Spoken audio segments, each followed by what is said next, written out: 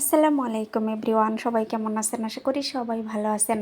আজকে আমি তেল কই রান্না করব, তো এর জন্য প্রথমে আমি নিয়েছি 1 চামচ পরিমাণ আস্ত জিরা, 1 চামচ পরিমাণ আস্ত মরি, 3-4টা শুকনা মরিচ, এক টুকরো আদা, 3টা এলাচ নিয়ে ভালোভাবে ব্লেন্ডারে ব্লেন্ড করে নিয়েছি। তারপর আমি এখানে কই মাছের পরিমাণ মতো নুন, হলুদ গুঁড়ো এবং সরিষার তেল দিয়ে ভালোভাবে মেখে নিয়েছি। তারপর চুলায় আমি একটা প্যান বসিয়ে দিয়ে তাতে পরিমাণ মতো সরিষার তেল দিয়ে কই মাছগুলো ভালোভাবে ভেজে নিয়েছি। তারপর ওই প্যানে আবার পরিমাণ মতো সরিষার তেল দিয়ে পেঁয়াজ বাটা এবং কাঁচামরিচ দিয়ে পরিমাণ মতো পানি দিয়ে ভালোভাবে নেড়েচেড়ে কষিয়ে নিয়েছি।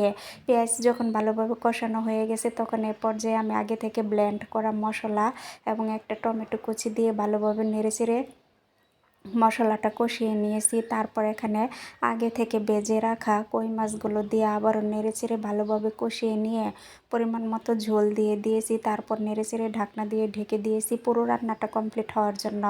এই তো রান্না হয়ে গেল মজার তেল কই। এখন গরম ভাতের সাথে পরিবেশনের পালা। ট্রাস্ট মি, গরম ভাতের সাথে এই তেল কইয়ের তরকারিটা কিন্তু দারুণ লাগে। আপনারা একবার হলেও বাসায় এভাবে রান্না করে খেয়ে দেখতে পারেন, দুর্দান্ত স্বাদের হয়। তো চলে যাচ্ছি, দেখা হবে নেক্সট কোনো ভিডিওতে। সে পর্যন্ত সবাই ভালো থাকবেন, শুভকামনা সবার জন্য। টাটা।